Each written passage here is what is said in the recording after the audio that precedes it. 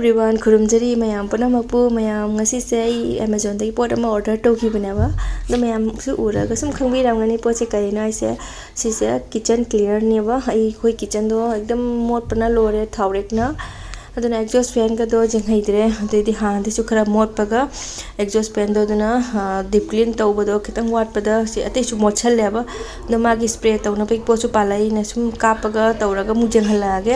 sida leiregi amot pa exhaust fan do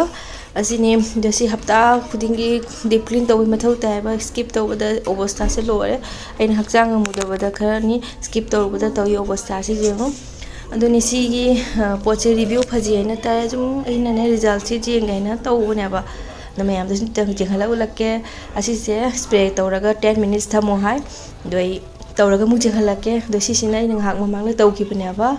gas ki meter box simu ado si se ina ne scrub ki pad tuna takna jeng ni kokpra kok tabrai nam do kedoi akoi gi hana gi koi kolik phengaga khara malap tawa scrub ki pad jing later ne du sin do en sum collect to thamjal si ga amot akai sengbagi ado hujai se current se chingan ki di ki je du mu switch off ti torama bani do fajana si je senga kholaga amura kanir kumba dadi thokte ko ahumlak kumba spray kapai mathau tai asi ahan ba tawbagi ni aina si je ki na tawni ko nupi ha si ni ko hana tarom da ba thabak ya ma khoi nupi khoi na tawba lagi do aduni hana lai sang de khoi tarok ponte ko du si sim ba sing je mawai daga ithai tana jum pala ga khangi aduni duni sigi net ji obostha lo are ekdam kharaga mot pa mafam ai pollution jam kalina se khoi leifam se du duna ra khangde sum nga kan de gi si ji ufun na loi bani do mayam asi mayam je tap na sum sengdokke ado loiraga moi result to mu jenghalake ba ko mayam aina leise top floor da ne ba do aina mathak tagi light kaptharaga sumaina aina clean tawringe den matha makha dagi mina kai to ra baina ka khalaga jengye ba mathak pe kar kaptharak basiga duni mayam dosegi mirror mayam se sengdoe ado ising chaitha khota dana tawraga simu se tiles mu sengdoi na ba si kokti khochana koi pot agi oindi phai dosini after result ni si je do pochai je khara di chai re ignore to ko khara pochai sing je phajana mafam chana nghala ga thamge do sum jenghaning man ngina jenghalai si je sengdo khoba matung ina ba do pochai nge chai mayam se amtang mafam chana thamgi ge tu ko mu jenghala ge mayam da doni sini yuji khabai khara kai kra do lo na jan challage ado mayam tiles ke je khara lang na di uramani ai rane si spray no ka pa ka sengdo khara bane ko ahan ba da uramadi ekdam thibna loi tu ne han ba gi phibam do jeng hai drai sini do sini hoji ai kai do yong ahing nong yai siga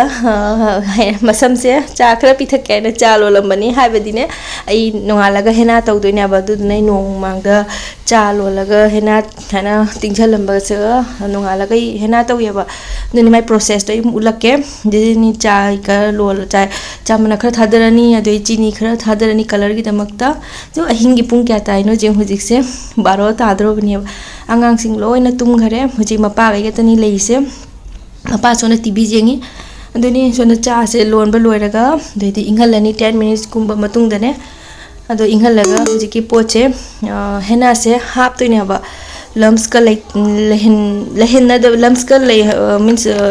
inga hapana lumps lai tabane ba ge ing ba khra wa le ba tuna lumps lai do ai kauthok tana ne coffee hapau dare cha lo linge da ado si loraga ningchangak tana yamuk coffee hap toine ba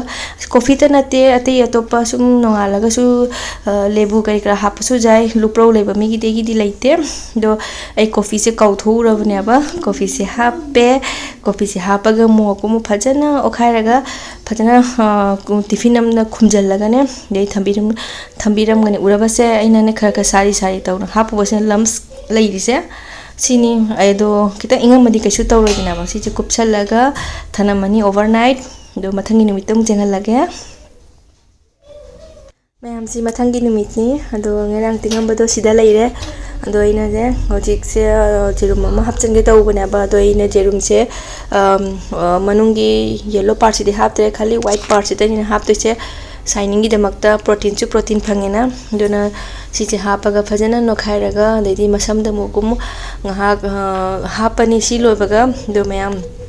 मथंगी video अतई video लगे video से मतंग से लोइसल्लागे दो मैम video से please support तौबीरमु मैमना थैंक्स फॉर वाचिंग।